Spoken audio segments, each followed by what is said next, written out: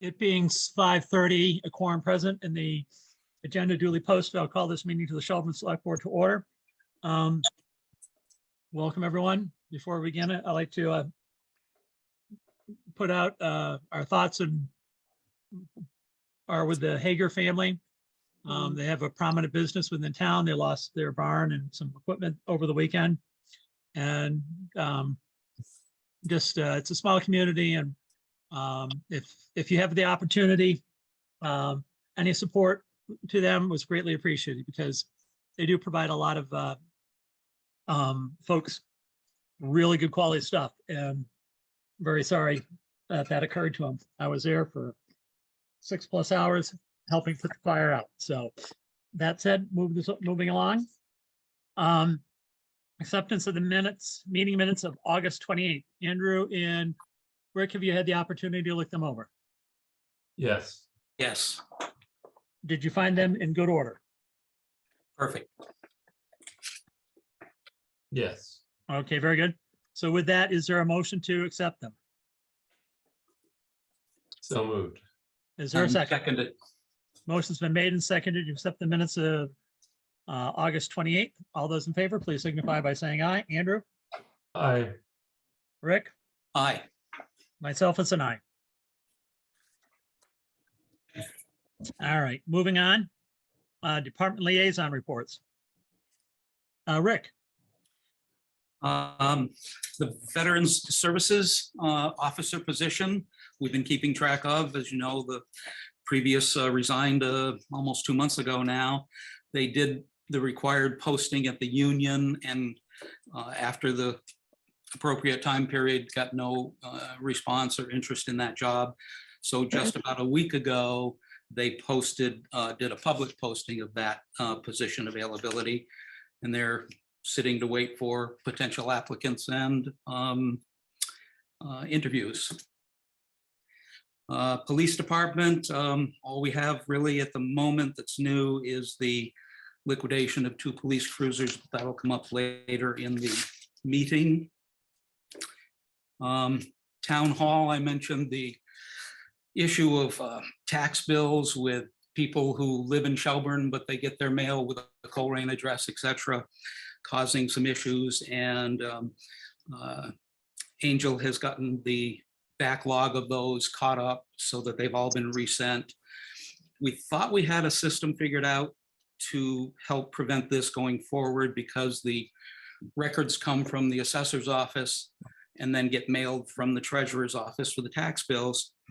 But apparently the address on file is the one on the deed, and it's not always the address where the taxpayer lives. So we're still working on that, but at least it's getting some attention paid to it. And that's all I have. All right, very good. Andrew? I have a couple of updates about the pocket park that maybe we could talk about under any other business, since it's not posted on the agenda. Does that work for you, Bob? Sure. Okay. Otherwise, nothing to report. Okay, very good. So don't have much to report on the senior center, other than they're busy. They're expanding their programs and keep working on grants and doing their thing. They've got a very busy month ahead with programs for the seniors, and there will be one coming up, let's see, Thursday, that will be presented by our local emergency management director and one of a police officer and several other folks. The fire chiefs of both districts will be there to talk about safeties to the seniors. So that will be taking place on 1 or 2 Thursday afternoon. Then moving on to the highway department, they are trying to, and we're chasing storm cleanup from over the weekend, where though we didn't have any branches or trees come down, there was still a significant amount of water runoff. We've had a lot of rain, and they're working on that. We also got notified that Friday, Terry, was it, that they were thinking about paving Bridge Street? Yes, it's scheduled for the 14th. So pending weather, Bridge Street will be paved on the 14th, and that will make things kind of get tied up for the day. Again, it's all weather permitting. And we ask for your patience and as that happens. In addition to that, we were notified today by the state Department of Transportation, DPW, state DPW, that they're going to be working on Route 112 in Coleraine, working on 2 different bridges. And there will be detouring traffic that would be normally going 112 north and south out of Coleraine, up over Greenfield Road and onto Coleraine Shelburne Road out to Route 2. So there will be some increased traffic for the next month or 2 as that project goes forward. And that's scheduled to begin next week. So we just ask for your patience. It's bridges that definitely need attention apparently. And with that, we'll be able to provide a safe alternate route. That's all I have. Terry, do you have anything you'd like to chime in on? Just the Bridge Street project will hopefully be wrapping up this week. The 8 new trees arrive tomorrow for planting.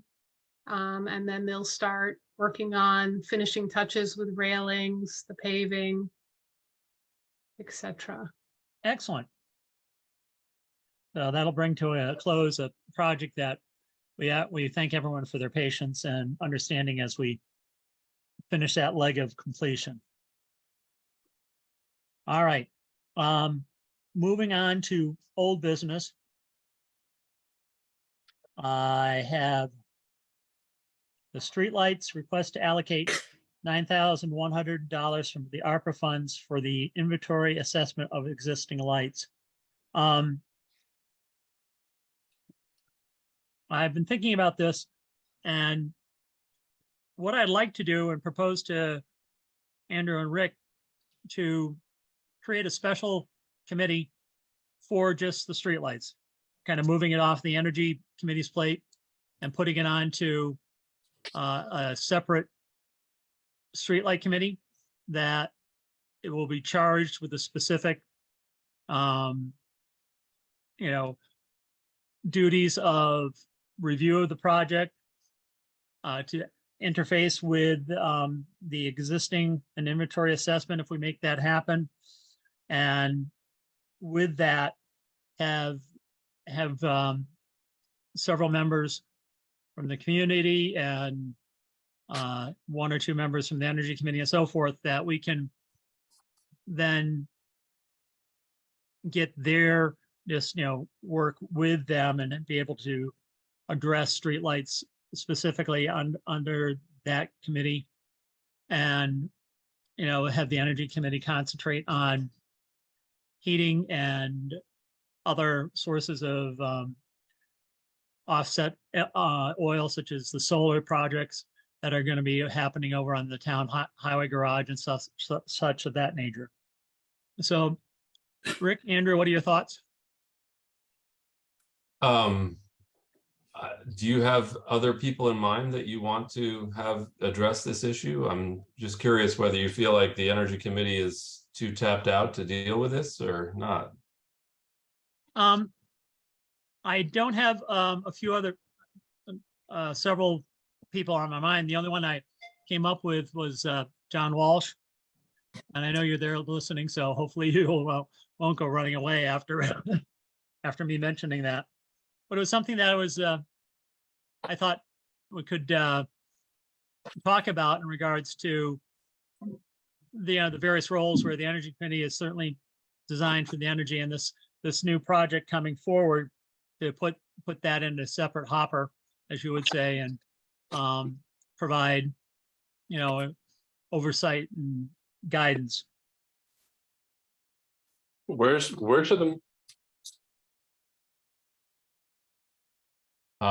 I think, I'm sorry, Rick, did you have a thought there? I was just going to say, I think that's a great idea. First I heard of it, of course. It came to me today.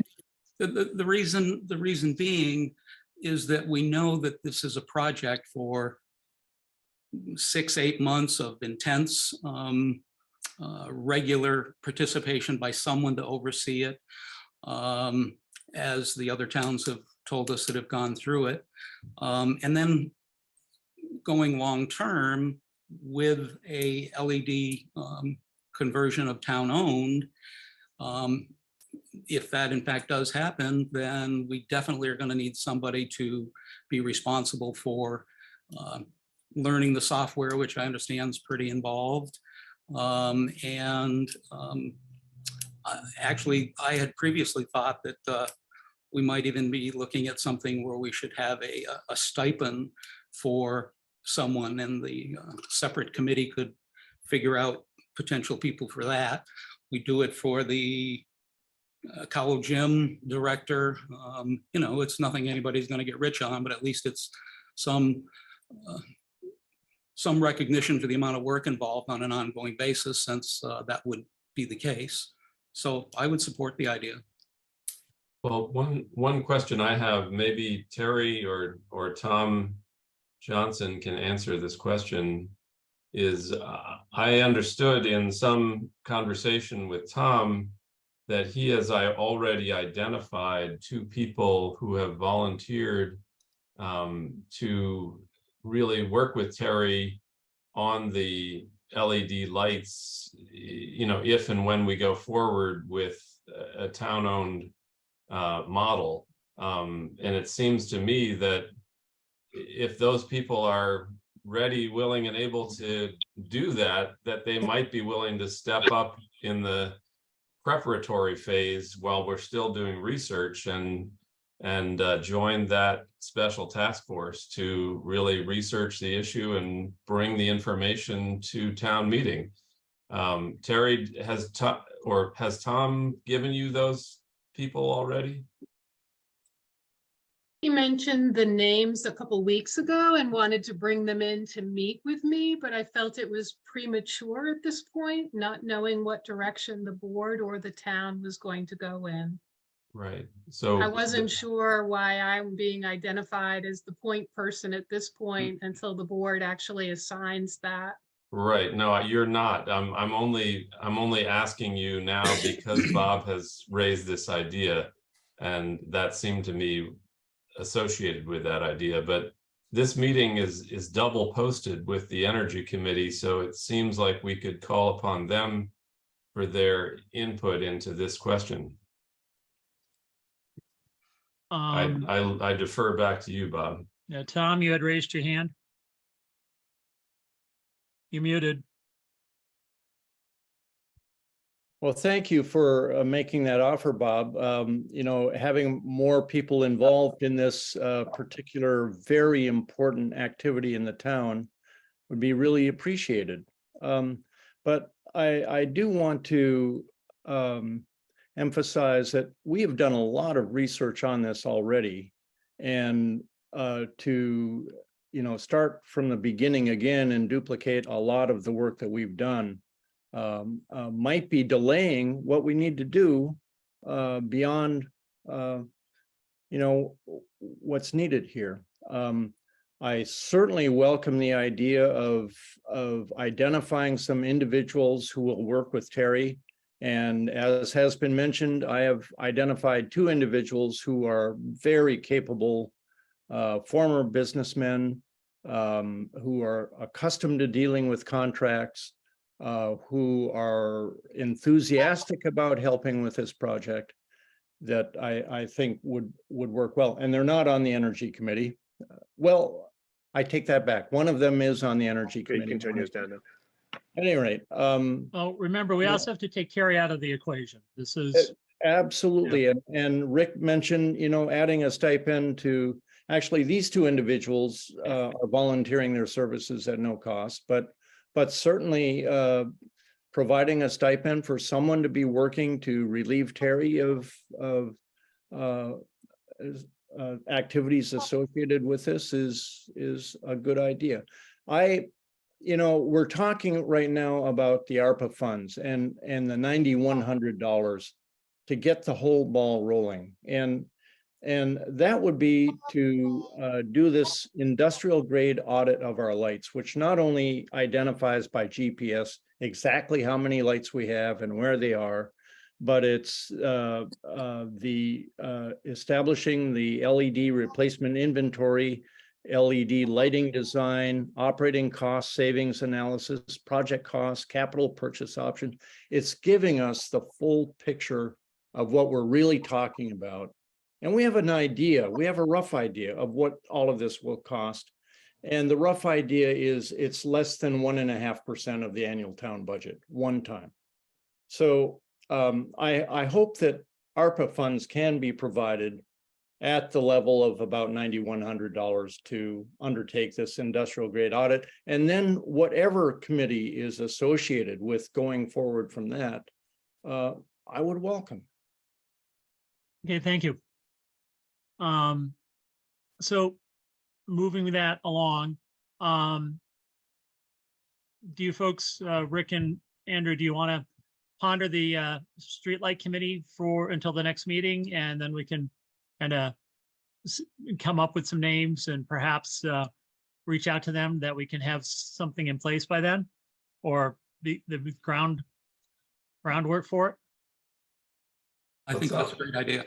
Yeah, it sounds like it has the general support of the Energy Committee. So I think if we bring forward names of people to appoint to such a working group or task force or committee or whatever we want to call it at the next meeting and officially launch them, I think that would be fine. Okay. I think Tom's got his hand up there, Bob. Yeah, Tom.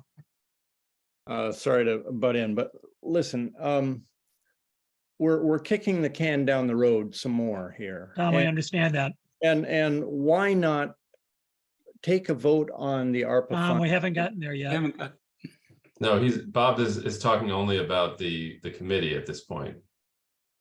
Okay, excuse Yeah. me. Okay. So we'll bring that back. We'll kind of have the opportunity to reach out to a few folks. Tom, you could provide the two names that you have as well.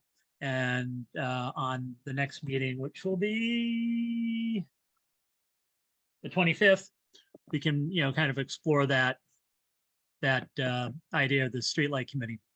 As for the allocation of $9,100, Terry provided a overview of what ARPA funds have already been committed to Rick and Andrew, I believe, because it came out in an email. Did you have an opportunity to review that? yes, I did. I did, Bob. It looked to me like we have two items outstanding on our general checklist there. We've allocated most of that ARPA money, and we have $29,000 left. And the two kind of earmarks that we've got on the list are 10,000 for the pocket park and 9,100 for the audit of the LEDs. So if we were to approve both of those, we would still have another $10,000 remaining. Okay. Rick? Yeah, I agree 100%. Terry, do you foresee any overruns on any of the projects as of this moment? The only one that's still unknown is the generator for the police building went out to bid again today, and those bids will be back on the 18th of September. And then we'll have a better idea of what that total cost will be. But I don't think it would be more than, I can't imagine it being too much higher than the first round of bids. Okay. And do you know of any other projects out there that may be looking for ARPA funds? Not at this time, no. Okay.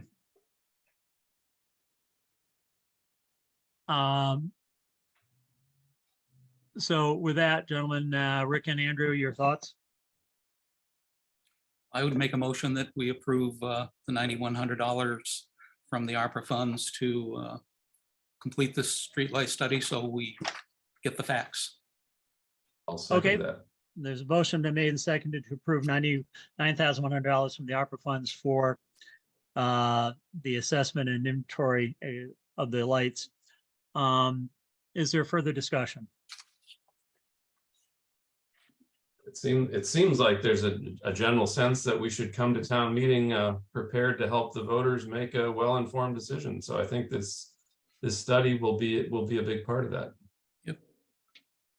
Okay, next component of that is whom shall we make this in charge of it at this moment with those funds? I'd like to hold that off until the streetlight committee has been put together. Well, Bob, Yeah, if I may, just as a point of information that Terry might be able to help us with, if we approve this 9,100, I'm assuming we would then need to go out to bid to hire a consultant. Is that not correct? Terry? Unless Tom has some pre-qualifying information, I would assume it's correct, but I'd have to talk to Andrea Woods. Okay, so we would, unless Tom has a different plan, we would work with the FERCog to put that out to bid. Is Good that? point, thank you. Yeah. Tom? Or sorry, you. Yep. Yeah, thanks. The $9,100 is based on a bid from Real Term Energy, which is an ESCO company. It's an energy service company approved by the U.S. Department of Energy, and they have within the state of Massachusetts the right for being hired for their advising capabilities without going out to bid. So it can be a sole source.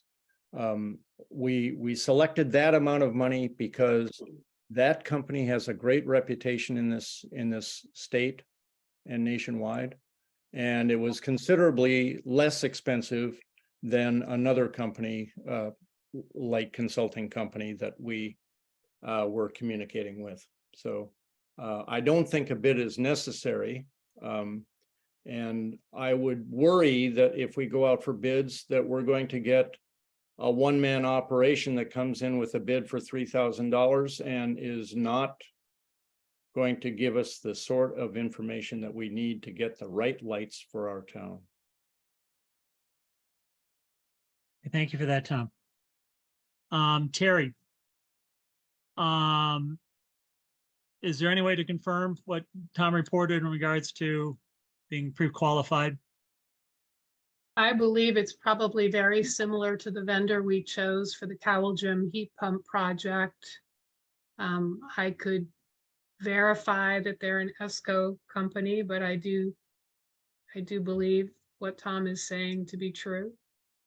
Okay. So with that said, so I go back to the original question then. Who will be charged with initial contact if we do not go out to bid to this? And like I said, I kind of like to wait till the streetlight committee is formed before that begins and give them that as part of their charge. It'd be 2 weeks away. I don't see a problem in that. All right, Andrew? Yeah, that's okay. That's okay with me. Okay, very good. So at this point, we'll be voting on the allocations of $9,100 from the ARPA funds to be utilized for the inventory of assessment and of existing lights. And that will be under the charge of the new streetlight committee as being formed by the select board. Is there any other discussion? Hearing none, I'll call this matter to vote. All those in favor, please signify by saying aye. Andrew? I'm sorry, this is I to the 9,100, Bob? Correct. Yes, I. Rick? Aye. Myself is aye. Motion's unanimous. Moving on to Cal Gym and the HVAC project. I understand according to this, it's been completed. John, are you still there? I'm looking at all the people here. John, yes, you are. Would you like to kind of give us an update? I will, yeah, thank you. So the Cowell Gym in all essence is complete. It has passed both the building inspection and electrical inspection. We do have a couple of very minor punch list items that need to be completed, which should happen in the short term. So I've been checking it every day since it was installed 2 weeks ago. It is maintaining the temperatures that I have preliminary set in the thermometers or the thermostats rather. One set controls the gym and another set from the director's office controls the rest of the building. So we will have to have some further discussions about what those settings should be going forward. But right now it's maintaining those temperatures. Excellent. Thank you for all your work and oversight on that, moving that project forward. Yeah, my pleasure. Anything else on that, Terry? No, not this time. Excellent. So we have 4 minutes before we have a dog hearing.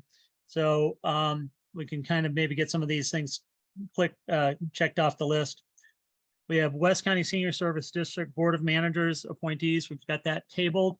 We have a list of several letters stating interest from residents, their willingness to serve. So we're kind of waiting on Buckland and Ashfield to be able to get corresponding board members. Relocation of the Veterans Memorial, DigSafe has been called. It's cleared that where relocation is pending. Did we come up with a date, Terry, on that? Nothing yet. It'll Oh. be soon. I know they've moved the monument to their shop to clean it up. The concrete pad has been poured, but the actual move hasn't taken place yet. All right. So moving on. Community Preservation Act Committee. They're waiting approval from the Attorney General's office. And it says approval. So we're still waiting to hear from that. So that's been kind of tabled until we have further rulings from them.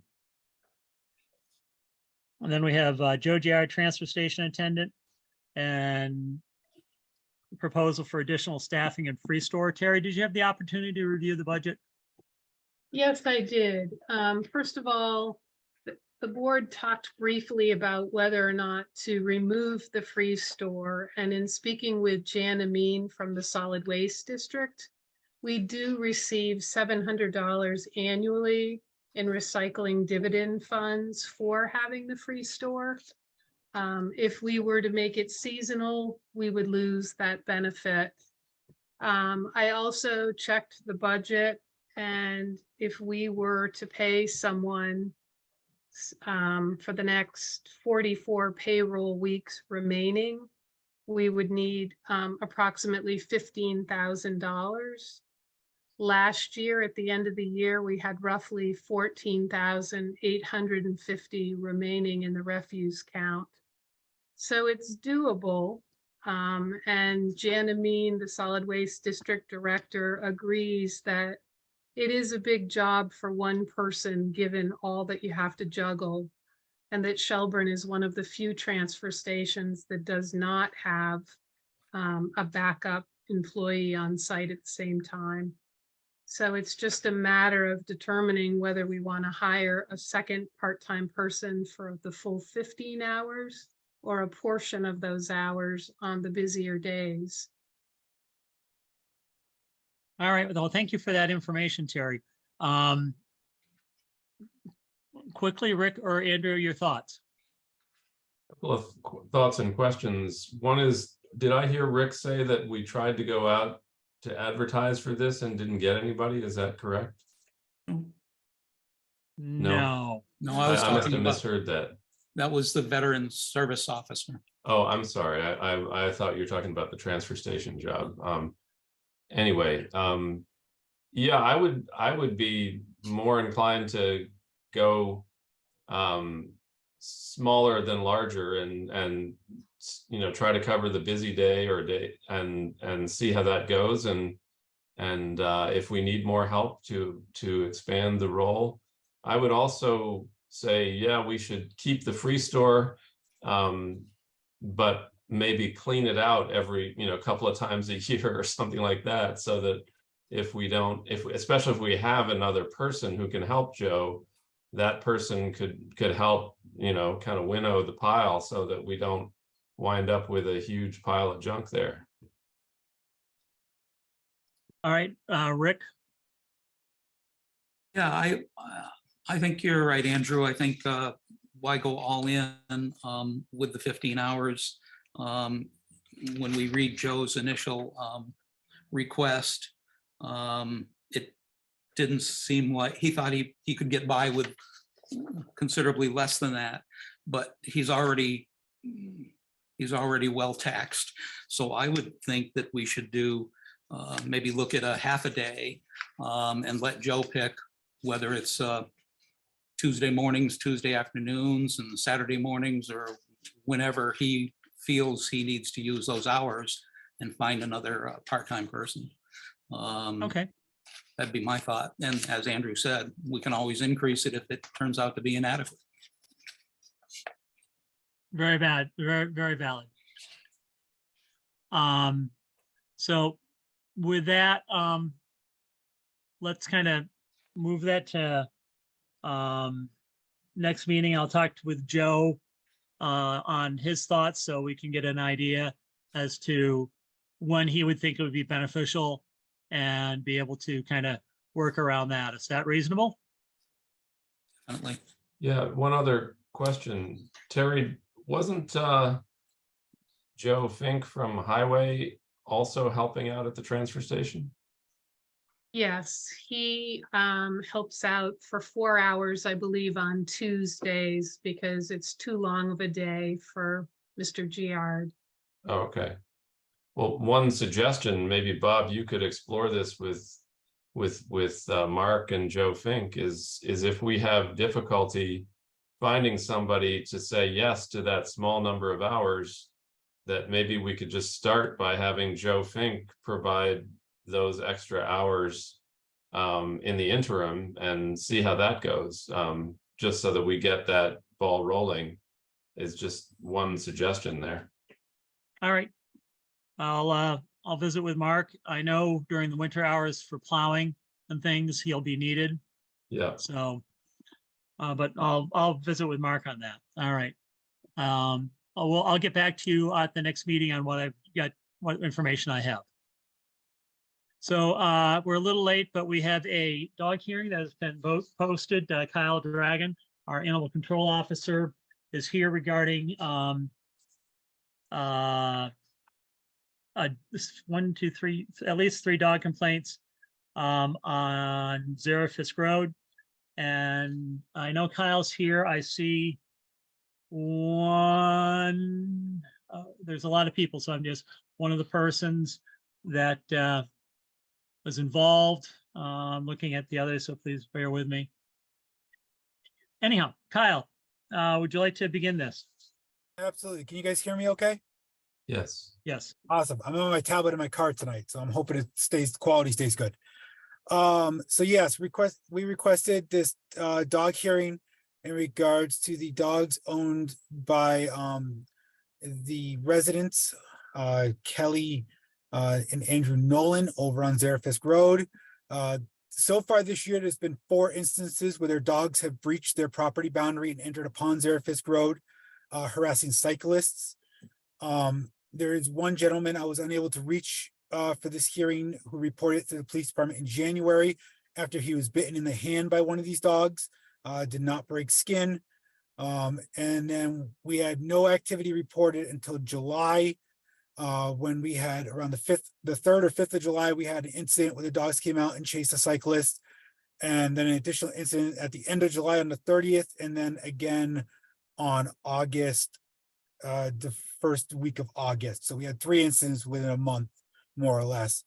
So based on the pattern and the inability of the dog owners to be able to keep the dogs on their property and not cause it a public safety hazard of Zerafisk Road, we've requested a dog hearing with the town of Shelburne to see if maybe we can get some resolution to this. Thank you, Kyle. I will go on record that I did witness a cyclist dealing with the 3 dogs. I can't recall whether it was any of these particular times, but I was in my vehicle and I was not in a position to stop to render assistance due to my present health condition, and I had a passenger. And I didn't want to put the passenger in jeopardy, if you understand that.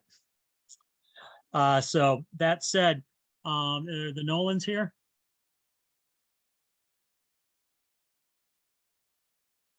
Silence is deafening. Let's see, I didn't see that we had Jay Gump here. Yes, hi. I'm here. Would you, and is Peter Gill here? He told me that he's in France on vacation. He was going to try to make it, but wasn't sure they would have internet, and there's a time difference. Yes, it's midnight over there. Bob, I do not see the Nolans on the tiles here. Yeah, neither do I. All right. And is Keith Burgoyne, yes. Burgoyne? I'm here. Thank you. All right. Sure. So Jay, would you like to pass along what occurred to you? Sure. I was riding south on Zero Fisk Road, and the one dog was on the other side of the road. I presumed friendly. It looked like a friendly dog, so I was kind of rolling down, and hi dog, and Chase, came at me, so that I dismounted and held the bike between me and the dog. A second dog came out and was on the other side, so I was using my bike to keep the dog away. There were 2 cars that had stopped in this time, not really sure what to do. I can't give an accurate estimate of the time, but it was several minutes because the cars were stopped. And in the time, the one dog, there was one that seemed very aggressive that kept coming and making contact with the bike. When I would swing it around, the other dog backed off a little bit, but not the one. The third dog I saw afterwards, but it never left the property. I didn't have a problem with the third dog. The one that I was most frightened of appeared to be a Burmese mountain dog. Okay. Were you bitten, and did you require medical care? I was not bitten. I required no medical care.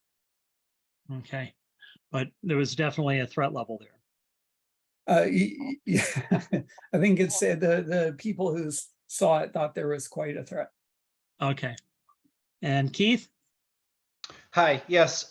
So my partner and I were riding down Zerafisk, coming from Route 2, and I was ahead of her, and I got to where Zerafisk meets South Shelburne Road, and then there was a dog running up to me there. It was one of these Burmese mountain dogs. And I looked back and saw that my partner was pinned the way Jay described. She was off her bike, and she's very cautious when she comes by dogs. She'll get off her bike, she'll wait for the dog. And usually, the dogs will go away. They'll go back to their property. They'll see it's not a threat or something. I mean, we've been doing this for over 30 years, and I've never had an experience like this. So the dog came out to me, and I wanted to get back to try and help my partner. So I was kind of riding, and that dog wasn't coming up. It didn't seem like it was going to bite me, but then I got up to my partner, and the both of us were kind of next to each other using our bikes the way Jay described. The dogs kept coming closer and closer. I was actually starting to swing my bike toward the dog because I was fearful. My partner has been bitten, not by these dogs, but bitten in another instance when she got off because of a dog chasing her riding. What struck me was the owner was walking down the side of the road and did not seem to have any kind of urgency to help us. She wasn't, yelling at her dogs to come back to the property. We were on the other side of the road, and basically across from her house. And the 3 dogs were around us, and she wasn't trying to, I didn't see any collars. She wasn't trying to grab the dogs to get them back to the property. And every other instance I've been involved in, the owner has, has felt like it was something serious and tried to get their dog back. And she was, just kind of saying, oh, my kids couldn't hold the dogs or something. We're back from vacation. And it was a long period of time that we were standing there, and we were both frustrated. And, we said there are leash laws for this reason. This is unacceptable that we are pinned here and can't go on our way on a public road. And her response was, you should find another place to ride your bike. And she said something else along those lines, and she really didn't care. Were either of you bitten or required medical care? No. Okay, do you know, Jay, if Peter was bitten? I do not know. I don't know. Okay, Kyle? ACO Garceau, who should be on this call, handled Peter's case. She'd be the one more familiar with the intimate details of that case. Okay, is she on? Are you, Patricia, you have your hand up? Yes, I would like to make a comment about this if I can, because I walk a lot in a lot of the areas around here. I've walked that road many, many, many, many times. Okay, so you weren't involved directly in this incident? Not in this particular instance, but Oh, I then- have then been hold on. surrounded. Okay. I'm gonna have public comment and input here in just a little bit. Thank you. Okay. Who were we looking for? We're looking for Judy. Judy, are you here? Okay, All right, let me. He is here. I did see ACO RC. Oh, there she is. Oh, there she is. oh, okay, hi. Hiding over in the corner on her. So would you care to give the details for the Peter Gill case? I can't hear you. Can't hear you.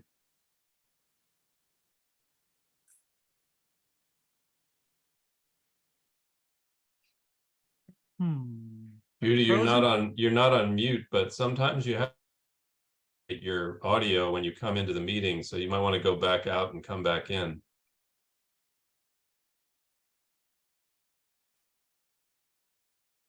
Right. Did she log off, Terry, to try to come back in? Yes, Okay. I think so. All right. When she, while we're doing that, is there, we'll go back to Patty Stevens. Okay, yeah, I just wanted to let you know that I have stopped walking down Zerafisk Road precisely because of this problem. I've been surrounded by these 3 dogs at least a half a dozen times. And the owner did come out one day and she said, they won't bite you, but when you have 3 dogs surrounding you with, barking at you and jumping on you, it's pretty frightening. So I just don't walk in that area anymore because of that reason. But I'm really glad this issue has come up. All right, thank you for that. All right, shall we try again? Yeah, can you hear me now? Yes. All right. Peter did not report any injuries to him. The incident was very similar. He was riding his bike, and at the intersection, the dogs came out. He had to use his bike to deter the dogs. He held it in between. It says here the dogs were loose. As soon as they spotted him, they came up towards him, barking and showing aggressive behavior. He dismounted his bike to keep it between him and the dogs and shouted loudly at an attempt to get them away from him. That is from his Well, report. it sounds very similar to the previous other incidents that we're bringing this to our attention. Thank you.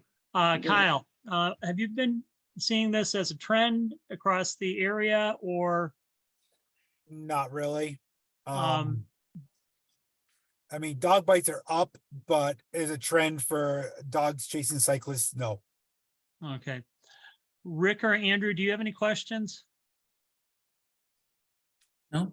I guess my only thought, just to the last dog hearing that I recall was on Masonic Avenue, and the chief issue there was about delivery of mail, and the mail delivery person being intimidated by a dog that was not staying on its property, and we resolved that with a electric fence, I believe.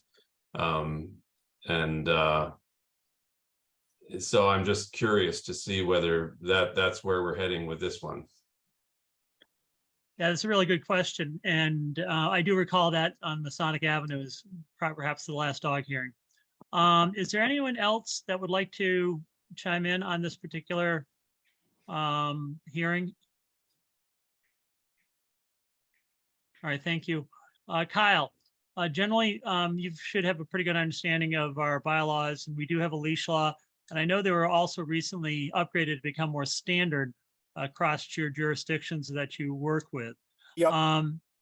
Is there a step system of warnings, or what is the general practice? So the dog owners have been spoken to several times by both myself and ACO Garceau in regards to their dogs being at large. My latest conversation with one of them, I advised him we got in complaints. I advised Andrew Nolan, we got in complaints about his dogs chasing cyclists. His single response was, yup. And that's as far as he went. Based off of this last occurrence, they were issued a citation. I have not heard that they've paid that yet. But with this hearing, the select board is faced with either dismissing the complaint or putting one of the 6 or 7 requirements set forth by the MGL against these dogs. And Would you be kind enough to review those? Absolutely. So the dogs are to be confined to the premise. I'm going to ad-lib these, and because the actual section is very lengthy. The dogs are to be confined to the premises inside a secure location within the residence. Yeah. To be confined when not outside. If they're confined outside of the premise, the town could order that an outdoor enclosure be built. And there's certain stipulations. The enclosure must have a solid roof. Walls must either a solid floor or walls embedded 2 feet into the ground to prevent digging out. Has to be of proper material to restrain the type of dog that it's going to be holding. The dog shall be humanely restrained and secured when outside. Town can order it muzzled when outside. The owners can be required to obtain liability insurance of not less than $100,000. That identifying information be provided for the animals. The animals be altered if they're not already altered. I believe all 3 of these dogs are already altered. I'd have to double check on that. The town can also, if they so choose, order the animals euthanized if they deem that their actions are so egregious that that's required. The town is not allowed to order these dogs removed from town. Okay, that was one of the things that I was wondering about, if we could order them out of the town.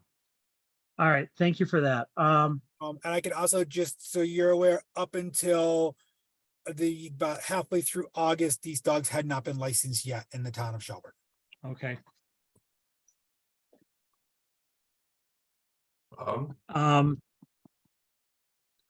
Living relatively next door to the dogs, I am familiar with them, as I noted.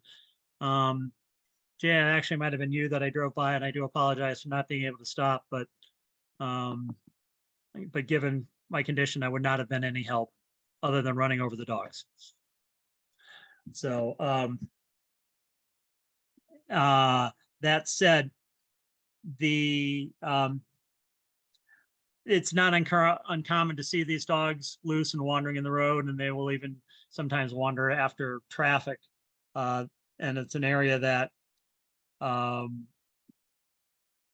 least I know the neighborhoods, at least for me, are very cautious driving through there. Between the children and the dogs can pose quite the safety hazards. That said, I've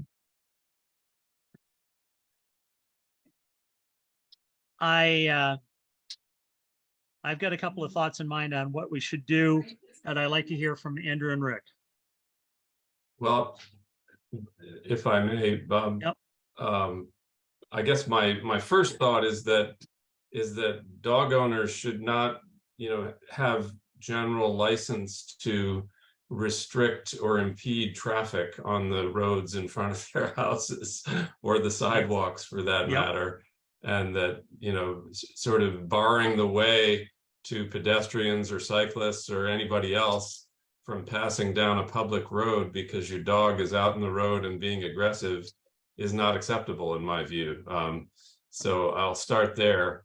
And second, to say I'm disappointed that the dog owners are not attending this meeting to try to resolve this issue, because they're kind of leaving it in our hands to come up with a solution that would be better done if we could work on it together.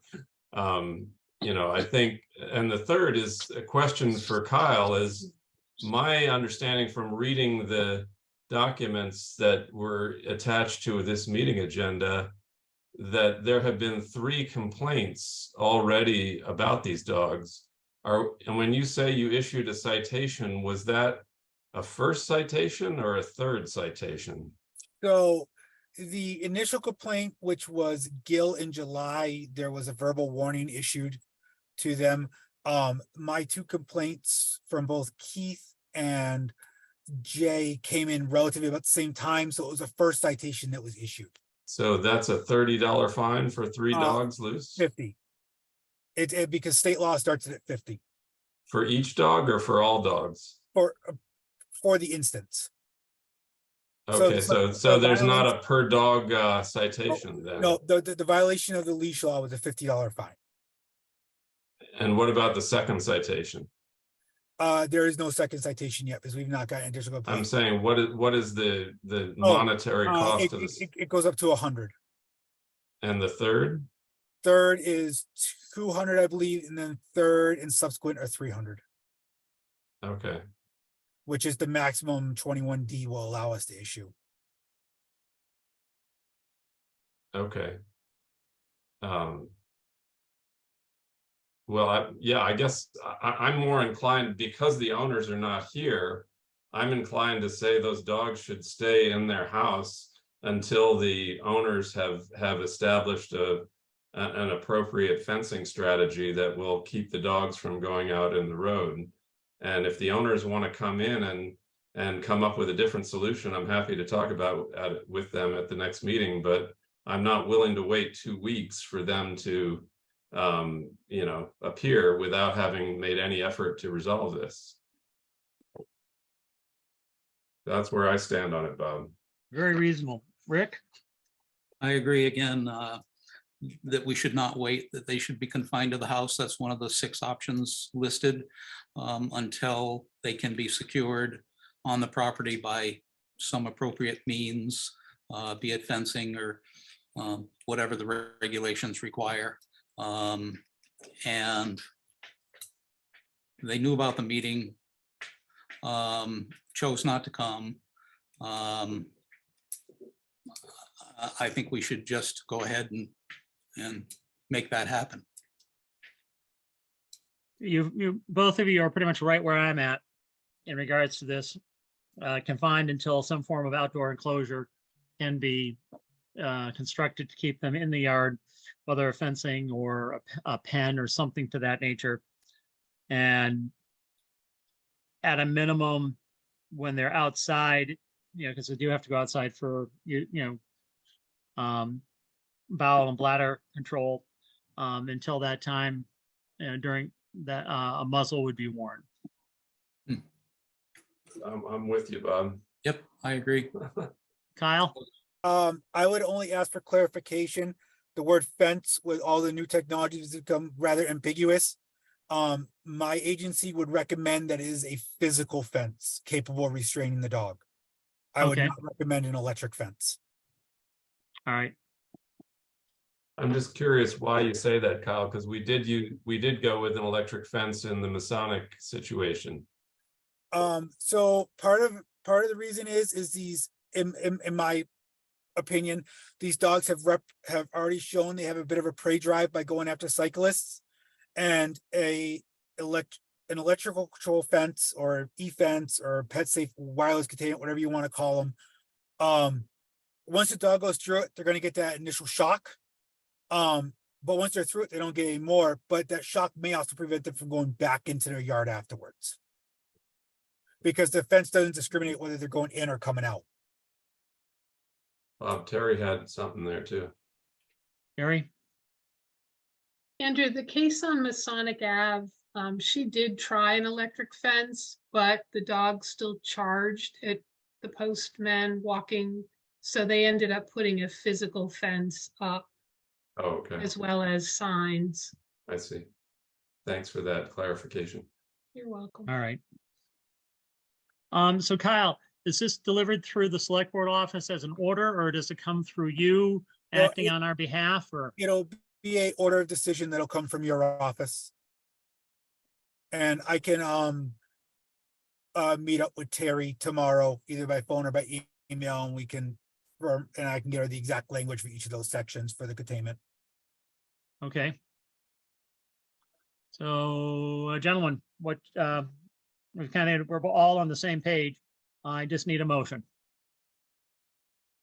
Well, okay, I'll go ahead and make a motion that we issue an order to the owners of these dogs, whose names I don't have with me right now. Kelly, is that? Nolans. No, the Nolans. That their dogs be confined indoors and allowed out on a leash and muzzle to relieve themselves when needed. And that they, until such time as they construct appropriate fencing, and that we encourage them to come and talk with us about that. Is there a second? I'll second. All right. Motion's been made a second. Discussion. Rick? I don't like the last part. Oh, okay, I'm happy to take a friendly amendment if you want to edit this. I was just trying to get something out there. Yeah. Yeah, we gave them the opportunity to come and speak their piece. Why ask them to come back in and let's just put the order out to do it. Yeah, no, the only reason, Rick, I put the last part out there was that sometimes there's a back and forth about what appropriate fencing is, and that it would be helpful maybe to work on that with Kyle present, and until we get to, you know, the exact specs that we all agree on and can say, this is what the fencing should be, you know. He did have that language in Yeah. that. I thought that's what he was going to give Terry tomorrow. Dug 2 feet deep, etc. Oh, you've got all that specced out, Kyle? Yeah, well, so the statute, if they're building a secure pen for the dogs outside, requires material to be suitable for the containment of the dogs, a solid floor or 2-foot embedded walls into the ground, secured roof. So basically they can't dig out or climb over. I would also suggest that when you do your, as a matter of procedure, when you do your orders, you get in timelines they must comply by. Okay. Okay. Well, we will stick, I'll remove that last language and stick with the appropriate fencing and let you and Terry describe that in the order. As for a timeline, I would say confinement indoors and muzzled once outside would be effective immediately upon receiving of the notice. So moved. Second. All right. Any other discussion? And then the only thing is we'll give them a timeline for the enclosure. So that we'll come up with something appropriate, whether a month or whatever. But Terry and Kyle can talk about that a little bit. Great. All right. Any further discussion? Anyone from the public would like to add in? Hearing none, we'll call this matter to vote. All those in favor, please signify by saying aye. Andrew? Aye. Rick? Aye. Myself is aye. Motion is unanimous for the order to be issued from the select board regarding the dog complaints at the Nolan residence on Zerafisk Road. Okay, Thank you very much. thank you for stepping forward, and I can't say we apologize for them, but we understand your frustration, and thank you for choosing Shelburne to bike through, because it is a beautiful community. I want to say thank you too. Now I can start walking back over there again. Okay, very good. Yes, thank you. Have a good evening, all. You as well. Thank you for attending. All right, so moving on, is there any other old business to come before this board? New business. We have a review of town-owned tax title property. I know Rick had kind of brought this to our attention and to see if we need to take action because we do have some of the opportunities now that they've cleared everything and we could perhaps sell them. So Rick. We do have currently 6 town-owned properties, 4 of which are ready to sell. As I had mentioned before, we're like 156,000 in the hole of past due taxes. These properties have been town-owned for quite some time. I know there's a half an idea plan for one of them for potential low-income housing project, but I think that's pending approval of a new bylaw by the Attorney General before we could look at that. So I'm most interested in starting to think about, let's pick some of these off. The market's reasonable, and I think we should turn these into tax-paying properties.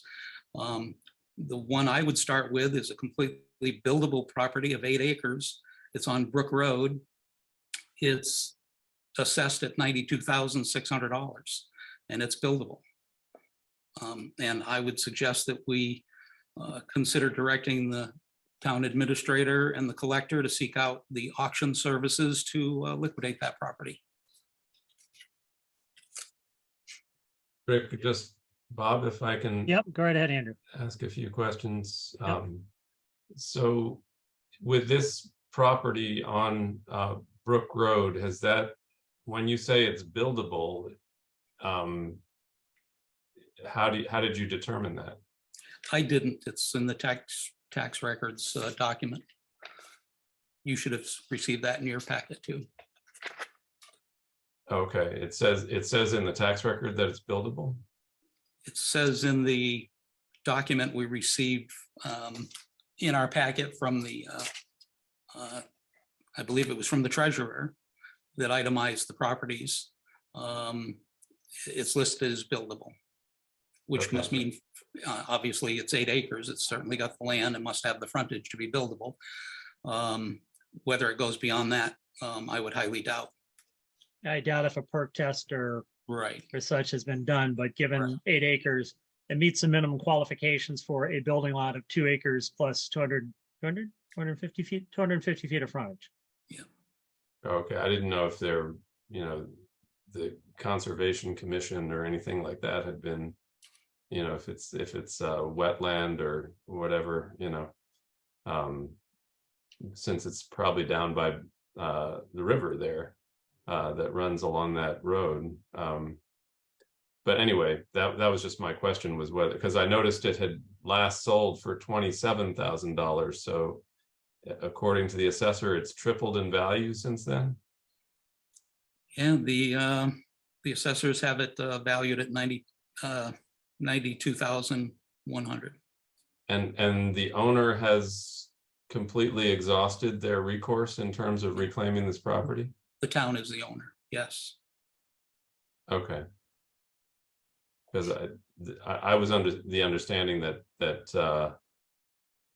sometimes in these procedures that the owner has yet another year to come back and pay off the taxes and reclaim their property. One of the 6 that currently are town owned is in that position, but these other 5 are not.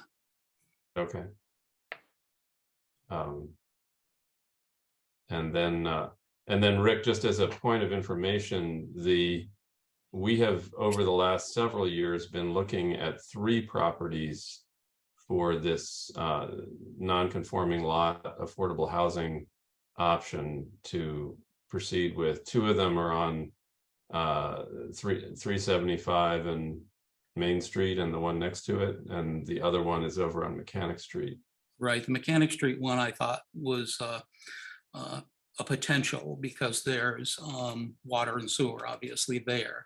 That if that new bylaw happens or gets approval by the Attorney General, that would be an option. So I think that's why I know that's why I'm not bringing that one up. The two you mentioned on Main Street, one's, 0.33 acres, it's not buildable. The 379 Main Street is 2.5 acres. And the thought was previously to combine them into one lot and then liquidate them because they aren't, they have water but no sewer. So Habitat for Humanity, et cetera, are not interested in taking on properties that don't have both water and sewer. Have they said that? Like recently? Because we met with them and walked that property and they looked at it. Yes, I know. That was when I was on the planning board months ago when that conversation happened. So I don't have that at my fingertips at the moment. Okay, because where I thought we left it with them was that we were going to, they asked us to do the Concom survey of that property before they would consider taking ownership of it, but they didn't say, no, we're not interested.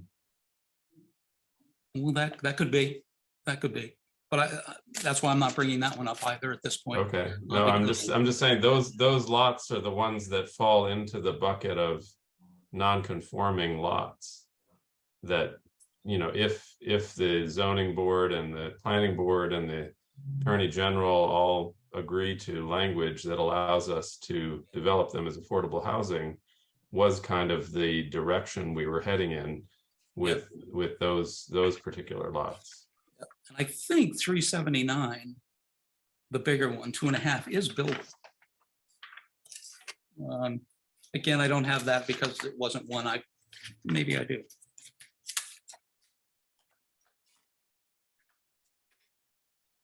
All right, so In that any accounts case, for Yeah. 4. What are the other 2 and where do we stand with those? One is on South Shelburne Road. It is the one that cannot go to auction until July 25th of 2024. Okay. It is a buildable lot, 3.65 acres. Assessed value currently is 82,900. Is there already a house on that lot? I don't know. No, Terry. No, Terry says Terry's no. saying no. All right. I'm just trying to figure out where it is. are there street numbers for either of these properties on South Shelburne and on Brook Road? Neither of those have a street number. That's one of the problems we discovered with the assessors when we were doing this review of, is that lots that don't have houses on them or driveways through them aren't necessarily numbered. They're or given a specific, street number. We can certainly by our maps that we have that we assign the numbers, be able to identify what the street number would be, but they just never had given a pasture or woodland a street number for just being there until a house was going to be put in. And that was kind of brought some of the confusion in regards to where the property is. It's continuing to answer your question. So there was the South Shelburne, the Mechanic Street, the 2 on Main Street, the Brook Road, which is where I think we should start, at least to make a dent in this inventory of non-tax producing properties. The last is on Fisk Mill Road. Again, no address, lot number 11. But that is, it's ready but not ready. The paperwork process is very close to being finished. So that one will be coming up soon, but I believe it does not have enough frontage to be buildable. So How big is that property? doesn't say. But that's still potentially recoverable by the owner? I believe for only like another month, but again, don't quote me. It could be 2 weeks, it could be 2 months, but it's very close. Okay, but non-buildable. And what's it assessed at? 74,000 even. Wow, that's a lot of money for a non-buildable lot.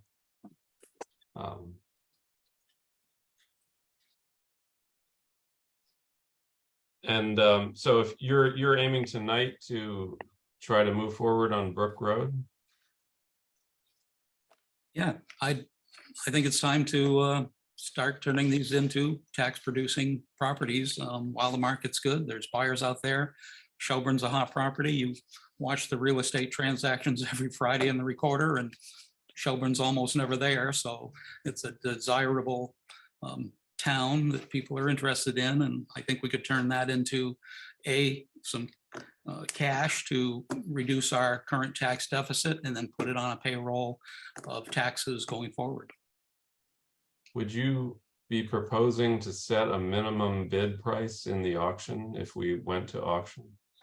I would leave that to Terry and the collector when they seek out an auctioneer to give us advice on that. What's your recommendation, Terry? I don't have one at present, but I would definitely set a minimum bid. I guess I'd be interested in knowing what that minimum bid is before we go ahead, just so that we know that we're going to get something out of this. Well, all I'm suggesting is that we ask the town administrator and the collector to seek out and find an auctioneer service to do this. It's been some time, I would assume, since we've done this, the town of Shelburne being we, and that we'll get input and information that we would need to review and approve before anything happened. But start the ball rolling at the very least. If my recollection is correct, I think the last property we auctioned was the Singley furniture lot. Is that correct, Terry? The town didn't auction that. The estate, I would imagine, Oh, the did. estate, that's right. It didn't go through town tax title, yeah. We've not had an auction in 34 years that I've been here. Oh, okay. All right. One other Yeah, question, just sure. that I know there's been a lot of discussion in our neighboring town of Greenfield about this whole issue with geez, I don't know quite what the right term is to describe it, but when you auction a property, does the town take more than what's owed to it is the question. I think that it's been described with different terms. And there's been, I think, a state Supreme Court case in regard to that. But Terry, do you know what our policy is or would be in regard to auctioning properties? Do we take more than what's owed to us? Before you mention that, Terry, I will point out, Andrew, in this case, the taxes and interest owed are substantially more than the current assessed value. In the Brook Road case, it's already over 92,000? Correct. Wow. How long has this been on the books? Again, not at my immediate fingertips. Okay, but so we're not in danger of taking more than what's owed to us in this case, even if we got $92,000 out of it. Correct. Okay. Well, that's just something that we might want to look at as we go down this road. Is do we have any policy in that regard? Because that it is becoming an issue of concern. I agree. Very valid. All right. I think, Rick, thank you for bringing this to our attention. And is there a motion to move forward on the Brook Road property? I would make the motion that we ask the town administrator and the collector to seek out an auctioneer for liquidation of properties with the Brook Road property in mind and bring back to us pertinent information, their thoughts, value, process, time frame, etc. Is there a second? Yeah, I would just add to that language and minimum bid. Yeah. I agree. That's fine. Yes. Okay, I'll second All right. that. Motion's been made and seconded to begin the process for auctioning the Brook Road property as described in the handout that was sent out to have a minimum bid and begin the process of having an auction for the same. Is there further discussion? Hearing none, we'll call this matter to a vote. All those in favor, please signify by saying aye. Rick, Aye. Andrew, Aye. myself is an aye. Motion passes unanimously. Rick, so as we kind of get closer to the next properties, will you keep us kind of up to date on those? Yes, sir. All right, excellent. Thank you. Next item under new business is the petition for special town meeting. It was received in our 45-day window. We're looking at an October 11th meeting date. The town moderator is able to do that. We're hoping to be able to, planning to have it at the town hall now that the elevator is working. And I'm going to call on Martha. Rumor has it you'd like us to put something on that warrant for the special town meeting. Yes. Willa, do you want to start? Do you want to? Either way. Thank you, Martha. And I am here as well as the new renewed Shelburne school committee member. So I wanted to also just take a moment to introduce myself. I, of course, have just recently started, so Martha has very kindly offered to come as well to discuss this request for adding an agenda item to the special town meeting. Okay, thanks, Willow. Sure. Yes, we, as you know, we had 3 articles on your annual town meeting agenda that came up pretty late in the town meeting and were defeated. They have passed in 5 of the towns. There is a 6th town that has told us that they will hold a special town meeting. And the 7th town is considering it as you are. You're kind of in the same phase of it. We are asking that you do that because it's been the amendments were passed by the majority of the towns. If we don't pass this by the end of the calendar year, we have to start all over again. And I know that some of the concerns that you all had about the amendments were that you didn't have enough information.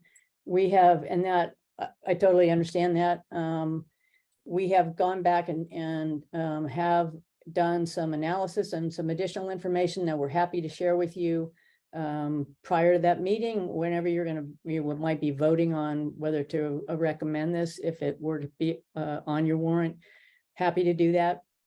But we're here tonight just to kind of hopefully encourage you to allow us to put the 3 amendments. They're all related to a single thing, to put those amendments on your special town meeting since you're having one anyway. Happy to answer questions or. So yeah, I just have a couple.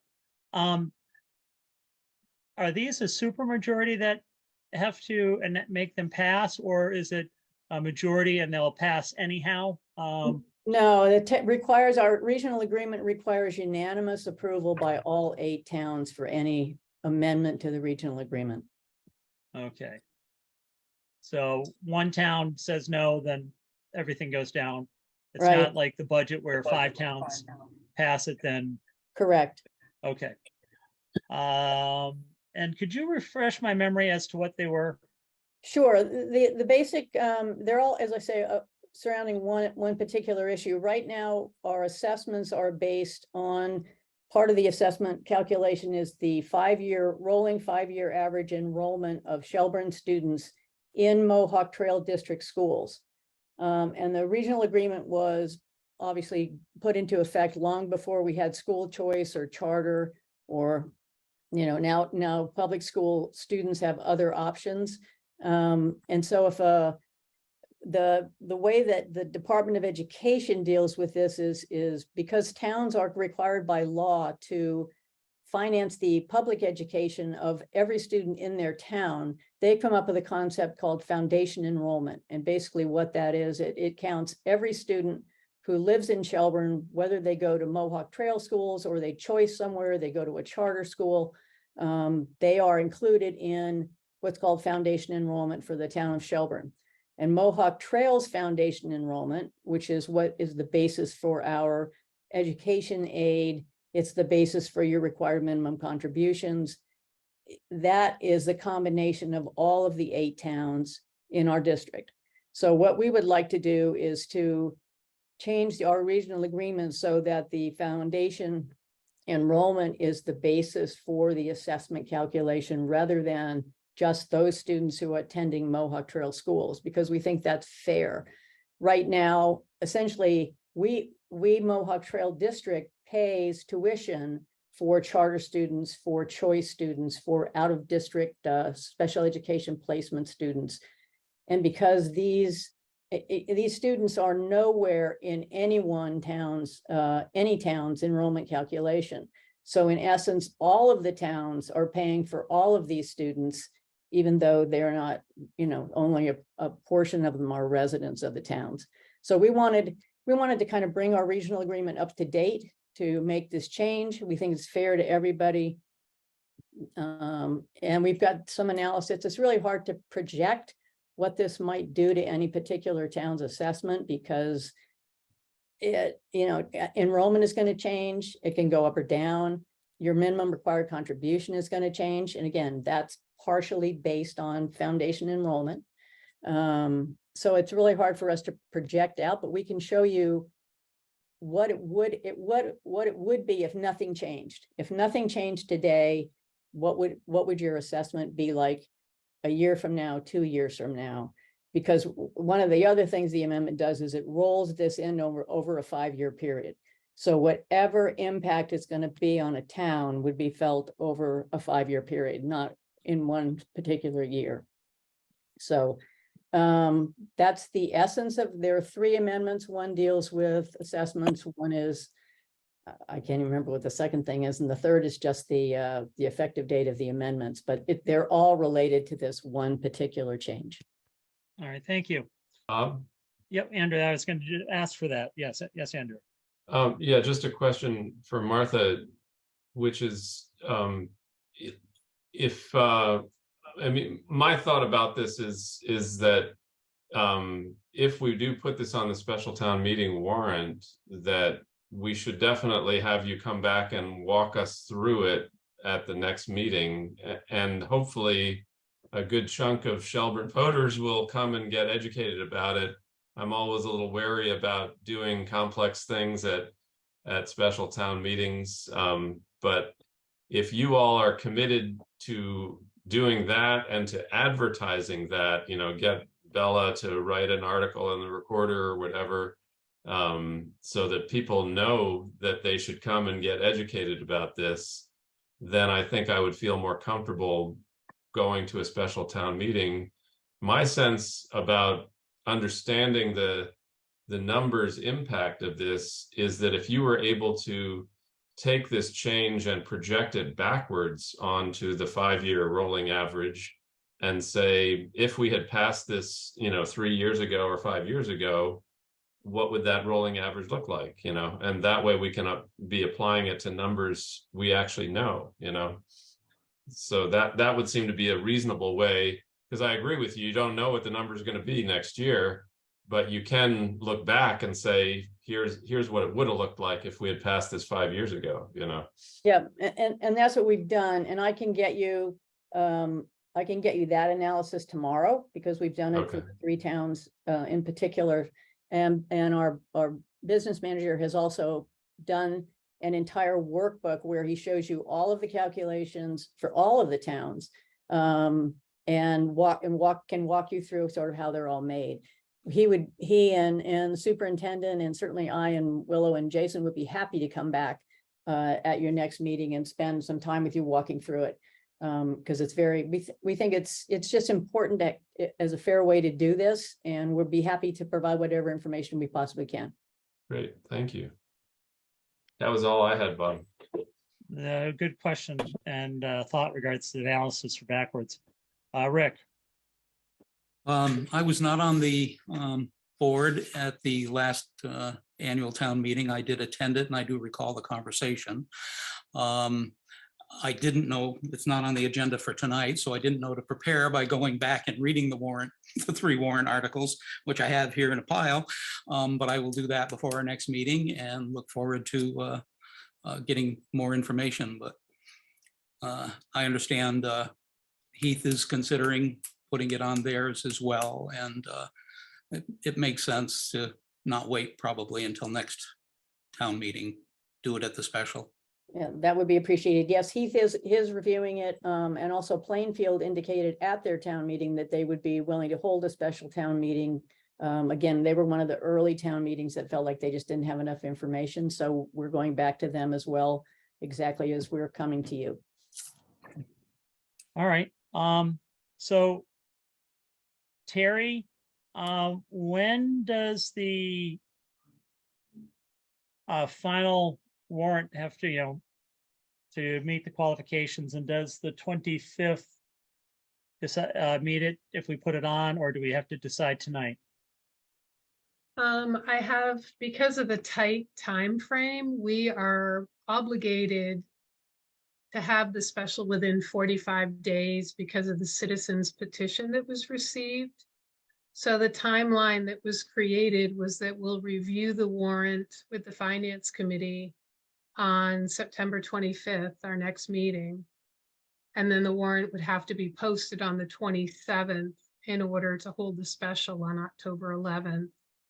So the language for the school district articles will appear just as they did at the annual town meeting. And then on the 25th, we'll decide whether or not to move forward with that warrant and post it on the 27th. All right. So I guess, do we want to commit to putting those articles on tonight or wait till the 25th?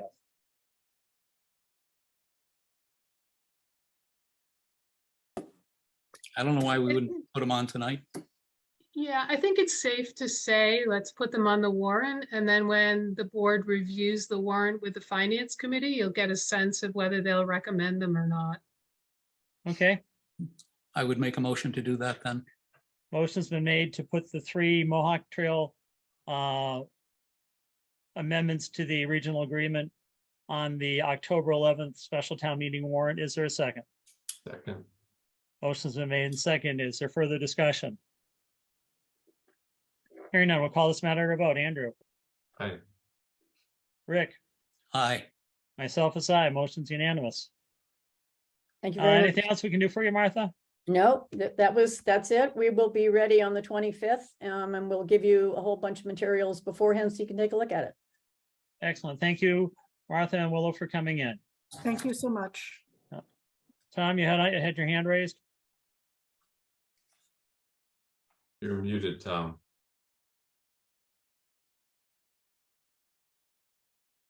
Yeah, the warrant article that was submitted with the petition was an amateur attempt at writing a warrant article. We've learned a lot in the meantime. And in the meantime, some of us have had a chat with Eric Lucentini, and we have come up with a warrant article that is basically, it's certainly consistent with what we wrote in the petition. But we will be seeking 100 signatures to ask that the new article be placed on the warrant for this meeting.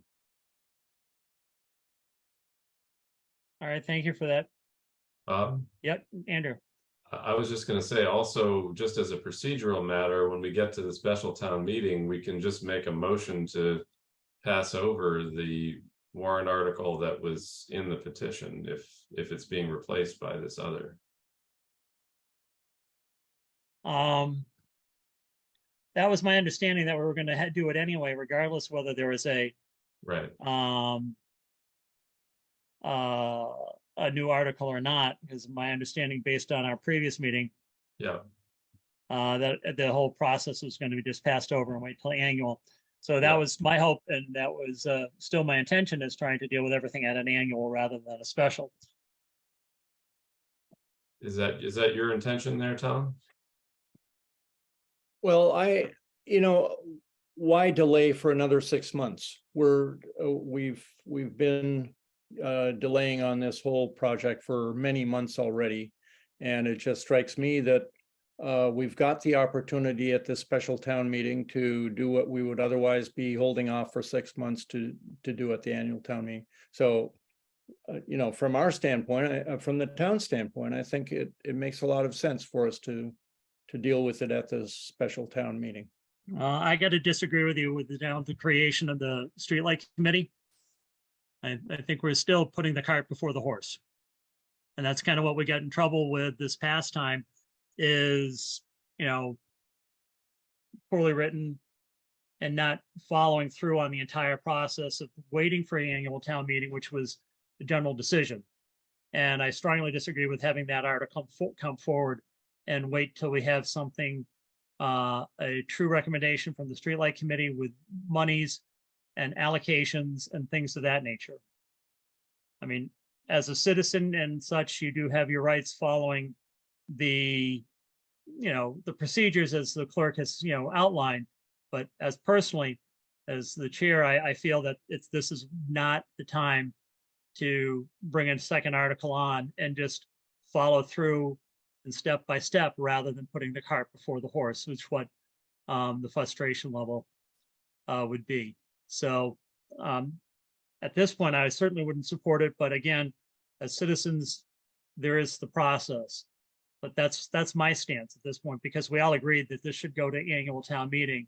And at the last board, you're on record, the finance committee is on record, and the select board is on record for doing that. So that said, that's where I'd like to leave it, because it's not wasting another 6 months. We have committed the monies. We have, outlined a process to go for, the study and having a group that can help guide us and provide information. So that said, I'd like to turn to Rick and Andrew to see what he feels. Rick? Bob, I'm in agreement with you. I would be disappointed if we brought this to a special town meeting for vote. I think we have all agreed that we wanted to go to bring as much information for the voters to make a well-informed decision at the full town meeting, where there's the maximum opportunity for all the voters to engage in this issue. So I'm in agreement with Bob on that. Rick? I agree with you 100%, Bob. October 11th, bada boom, bada bing, that's a couple of weeks away. We just authorized getting the money to get the facts, the numbers. We all agreed that it should go in front of the public, the voters, and we all know that special town meetings are not that place. So I would support passing over it as well until town meeting. So with that, thank you, Tom, for your input. Last words, but keep it short. I will keep it short. When I just want to say that when we agreed to hold off until the annual town meeting, from my standpoint, and I think from many of us involved in this, we thought that somehow the special town meeting didn't have to be held and that we would just go to an annual town meeting. But we since learned that once the petition is in, indeed, we do have a special town meeting. And my thought was, okay, why not just go forward with the entire project? But I understand what you're saying. And we greatly appreciate that the ARPA funds are going to be provided for the industrial grade audit. And if we have to hold off till annual town meeting, okay. All right, thank you. Anything else regarding a special town meeting? Hearing none. Andrew, open meeting laws. Oh, just that I don't know, Terry, were you able to share the Division of Open Government rulings that I forwarded to you? Yes, I did. Oh, okay. So I just wanted to make sure that you, Bob and Rick had those in hand and that we had some clarity, because I think some issues and questions have come up as to whether if two select board members attend a posted town committee meeting, whether it's okay for them both to speak to whatever's on the agenda. And so I went to the Division of Open Government and asked them that question. And I learned a couple of things. One is that if you ask them a question, what you get in response are the closest rulings to that question that they have already made. And if you want a direct answer to your question, you have to file an open meeting law complaint. So what they sent was the closest comparable rulings that they have made on that question. And it seemed to me to answer my question as to whether or not two select board members could speak at a posted committee meeting. And, the key proviso is that you cannot deliberate with each other unless you have also posted it as a select board meeting. So, that's the cautionary note there is don't deliberate, but you can speak to the committee members about whatever's on their agenda. So I just wanted to make sure that we're all clear on that going forward so that we, can feel free to attend whichever town committee meetings we want to attend. Thank you for the clarification. I did read the email that you sent and thought it was useful information. Rick, any thoughts? Yes, Andrew, I appreciate you taking that effort because as we mentioned at a common meeting that I may be confused as to what the open meeting law was. So I did get a copy of the current, which is January 2018 version of the open meeting law guide. And I only found one reference in it that mentioned that as an exception. It was on page 7, the exceptions number 3. And it said, members of a public body may attend the meeting of another public body, provided that they communicate only by open participation. However, they may not deliberate at such gatherings. And I found that totally useless because it didn't make its legalese, I guess you would call it.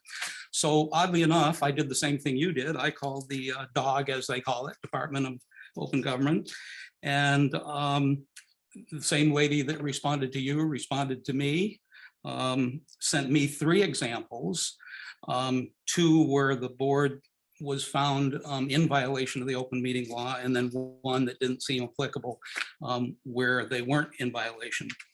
And I'd like to read from the one very briefly that you supplied because it's the same one she sent me. And it's on page 2 under discussions. And it says, the open meeting law requires that except in limited circumstances, all meetings of a public body shall be open to the public and that deliberations occur only during the public body's properly noticed meeting. The open meeting law defines meeting as a deliberation by a public body with respect to any matter within the body's jurisdiction. So here's where it got complicated for me. And I know you read it and said, geez, it seems like we can comment on anything on their agenda. I read it and I got the opposite opinion, but again, neither of us are lawyers. But let me just read that 2-sentence definition that they put in the ruling where they found this select board to be in violation of an open meeting law. It says communication only by open participation in the meeting on those matters under discussion by the host body and do not deliberate. Specifically, deliberation is defined in relevant part as an oral or written communication between or among a quorum of a public body on any public business within its jurisdiction. There's very few things that Bob and I, or you and I, or you and Bob would sit in another committee meeting that wouldn't end up coming to us and be in our jurisdiction. And I think that's where, not being a lawyer, I'd be hard pressed to make a decision whether the subject being discussed at another committee's meeting that 2 select board members were making a legal decision. So the last sentence is expression of an opinion on matters within a body's jurisdiction to a quorum of the public body is deliberation. So that means we would in fact be in a open meeting law violation by deliberating if two select board members commented on an agenda item of another committee of something that was going to end up coming to the select board.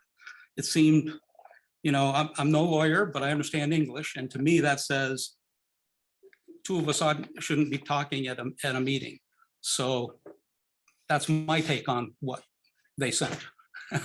But again, I guess I just wanted- you'll have to file an open meeting law complaint if you want to get a direct answer to your question. Yeah, I don't think but that's it. I think it's my sense is very different than the one you read.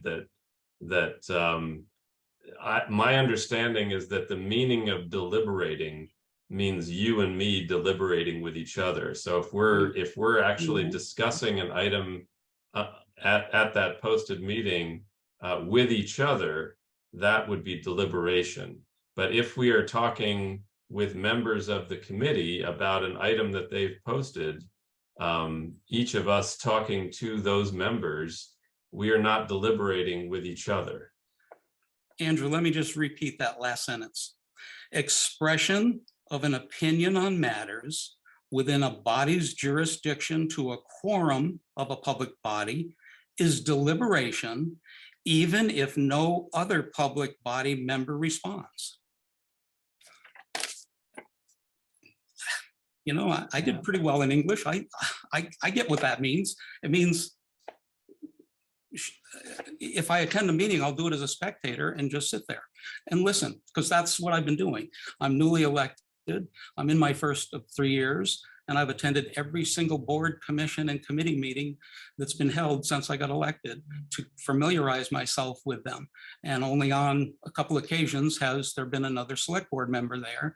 And when asked to speak, I said, I'm sorry, I can't. And I still agree, based on the report that they gave both you and me, the exact same one, that's what I should do. I don't think it's a big enough issue to make a formal complaint.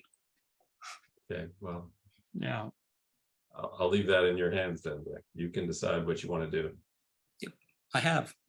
Okay. Thank you. Appreciate the offer Yes. or the effort. Yes. All right. Is there any other new business?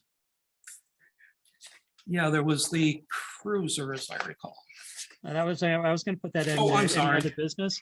Is I'm Andrew sorry. also had something regarding Pocket Park? under I new do have business? some any other business items. Yeah. One was just to update you about the Pocket Park, since we didn't have that on the agenda.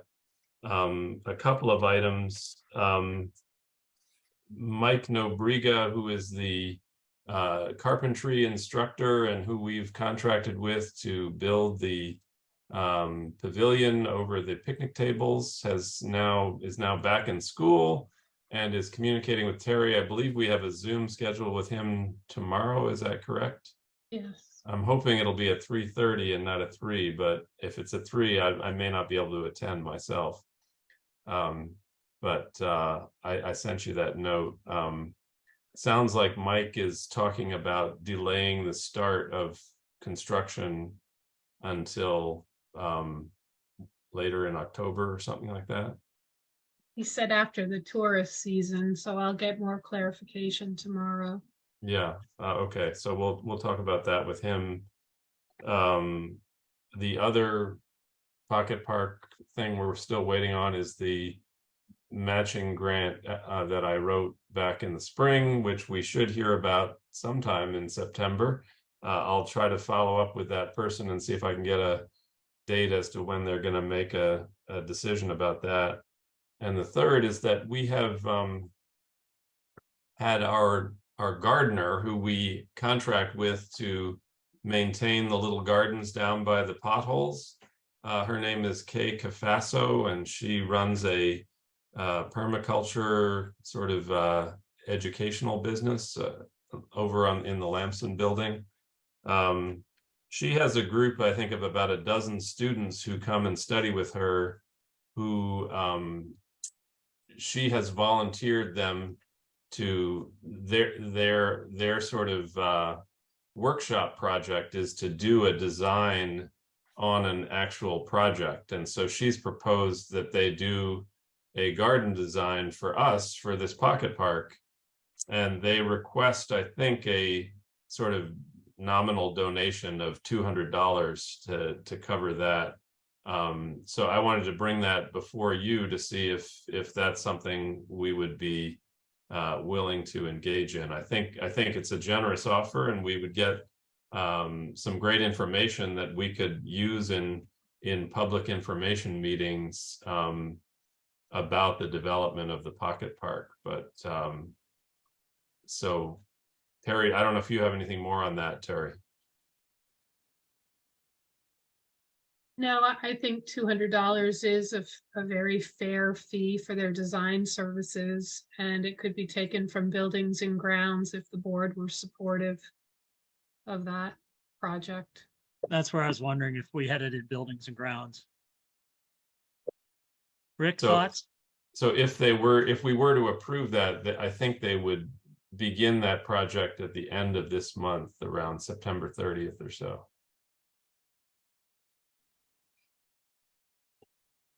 Thoughts, Rick? September 30th is coming right along. I see no problem with it. I think we should, if the funds are there in that building and grounds, why not? Let's do it. 200. Great. All right, so we need a motion. Well, I'll move that we go ahead and work with Kay Cafasso and her design students on coming up with a garden design for the Salmon Falls Pocket Park, and commence that at the end of September. I'll second. Oh, and pay them $200 too. Yes. All right, very good. We have a motion made and seconded for contracting a design for $200 for the single lot pocket park project by Kay Cafasso. Cafasso. Yeah. Is there further discussion? Hearing none, we'll call this matter a vote. Rick? Aye. Andrew? Aye. Myself is aye. Motion's unanimous. All right, now, I Rick, do have you- one other Oh, business sorry. item. Oh, go right ahead. Yeah. That I was approached today by Paul Bennett, who is the organizer, lives in town and is the organizer of the Porch Festival, with a kind of last minute request to have for a parade permit to do a climate march parade in conjunction with the one that's taking place in New York City. And that's about all I know about it. So I think Paul is here on the call. Bob, if you're friendly to discussing this, you could call upon him. And I apologize for this being very last minute, because we have not, we usually get something more in writing farther in advance about parade permits. Yeah. So, yeah, Paul, I understand you're here. Hi. There is, a parade permit that has to be filled out for the town.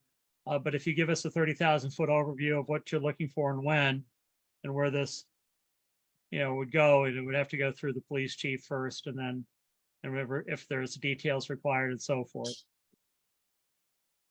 It would just be whatever is the simple route, but it would be there's a march to end fossil fuels in New York City, and I was talking to some other people around here, and I think we would all love to have a sort of solidarity rally in March, even if it's very short, just to just to show solidarity. So it could be very simple. And when would this occur? Sunday at 1 o'clock. So this coming Sunday, Yes. and a short notice. Yep. So, No worries uh, if not. I understand. yeah, so I would say fill out the paperwork, get it to the police chief. So you can have an idea as to where the route's going to be, because, or if it's going to be a gathering or just march down Deerfield Street to wherever. Because I'm not, we kind of need that information before we can approve it. Oh, is there a simple, is there an easier route to choose? That would be, you know, going down Main Street would be a great option. Well, or again, Bridge Street. Yeah. You know, what are your starting points, what's your endpoint and time and things of that nature? The starting point, it'd be great to start at, say, Memorial Hall and go down to the community center, the park there. That'd be wonderful. Or Water Street even. All right, gentlemen. My question I have, Bob, is I am in his conversation with the police chief, I'm assuming there's a police detail that's needed to provide some traffic safety if people are walking in the street. Do we know what that cost is? Greg would have to assess. That's why we have everyone fill out the parade permit form. It goes to the chief first for review. He determines whether or not a detail is necessary, then it goes to the select board. Okay, yeah. Time-wise, our hands are tied, no? I'm just wondering how we do that between now and Sunday with only one meeting.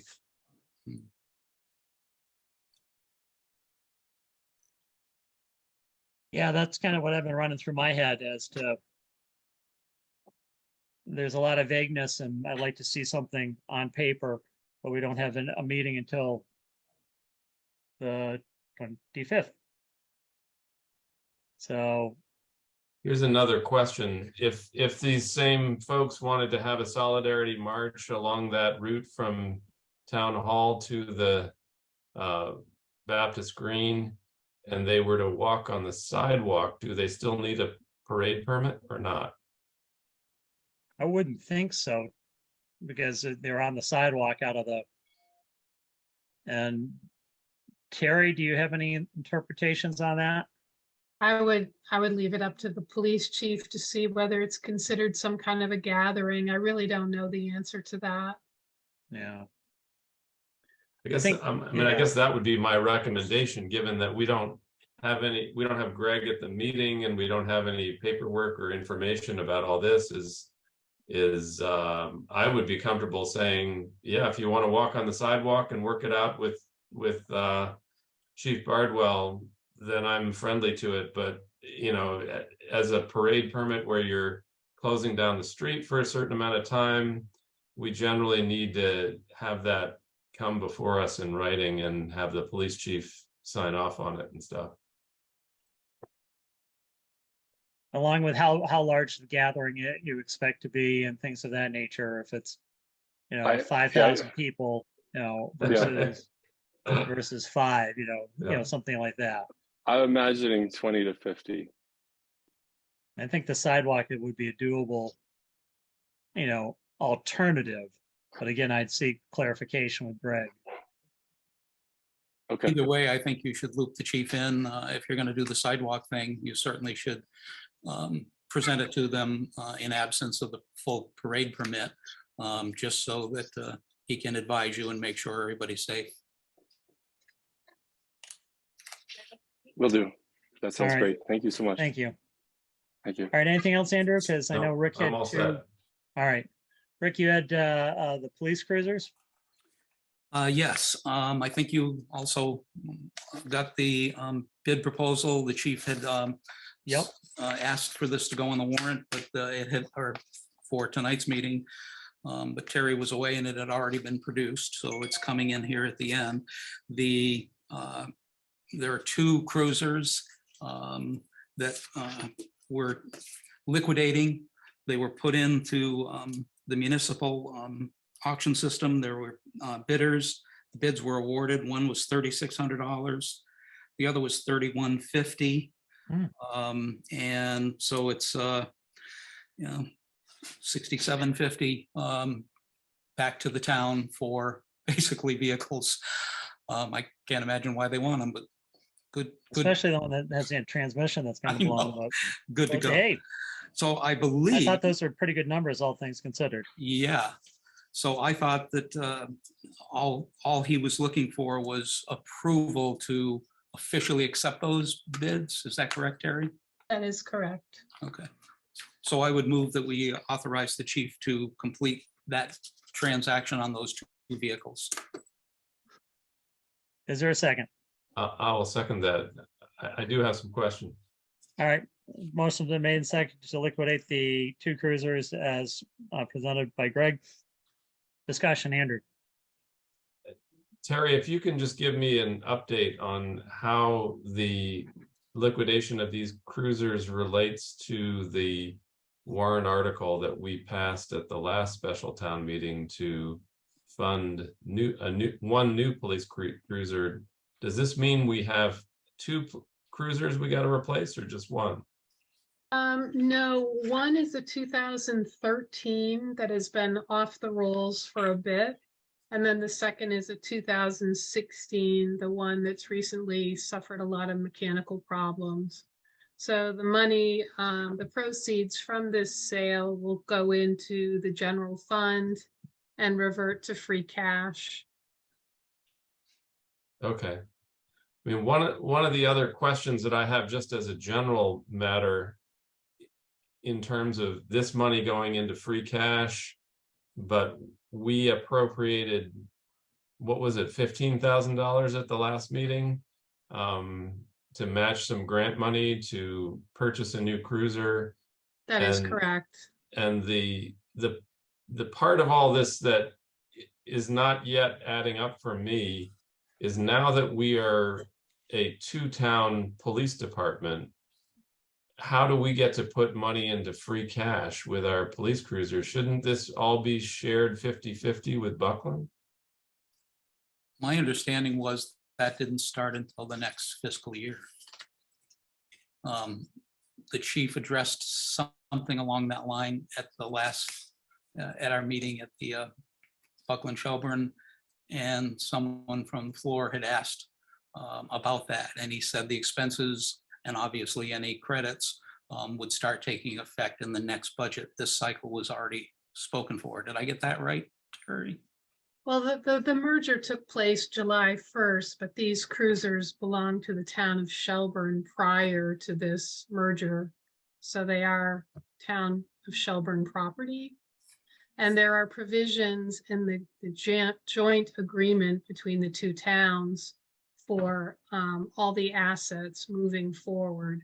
But I don't have that language handy with me this evening. Okay, because I didn't want to, when we passed that $15,000 at the special town meeting, I voted yes because I didn't want to slow Greg down, but I have to say that I kind of agreed with the citizen who spoke up and questioned whether it should be only Shelburne paying the $15,000. And I confess that I don't really understand that yet well myself. Like, shouldn't that have been a shared expense or not? Even if this agreement were to fall apart, whatever each town came in with, they leave with. Greg's inventoried. So if Buckland came in with a new cruiser, they would leave with that new cruiser. If Buckland needed a new cruiser midstream and then the agreement fell apart, they would leave with that cruiser. Okay. There's a value and an appraised value to every asset that's brought into this equation. But then at some point in this agreement, assuming it doesn't fall apart, our cruisers are going to age out and we're going to requisition new equipment, post the agreement. So And then it will be shared. So that'll be 40 50-50. It will be 51% Shelburne, 49% Buckland. Okay, thank you. I just wanted to get that straight in my mind about how we were going into this with Buckland in terms of our equipment. But the cruiser that died was a Shelburne cruiser. Shelburne was supposed to be buying a new cruiser, regardless of whether this agreement happened or not. Okay, And thank you for Buckland that. contributed the money in grant funds. Yeah, Yeah, no, thanks. I appreciate the clarification.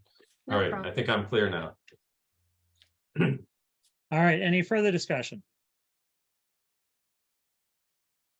Hearing none, call this matter to the vote. All those in favor, please signify by saying aye. Andrew, All right, Rick, Aye. myself as aye, motion passes unanimously. Is there any other business to begin before this board? I just have one late piece of correspondence from Roland Jaguar, the town moderator. He has appointed Jim Burnham to a 3-year seat on the finance committee. So we have a full committee now. Excellent. So our next meeting is September 25th, same time, same bat channel. So moving on to public comment. Is there any public comment?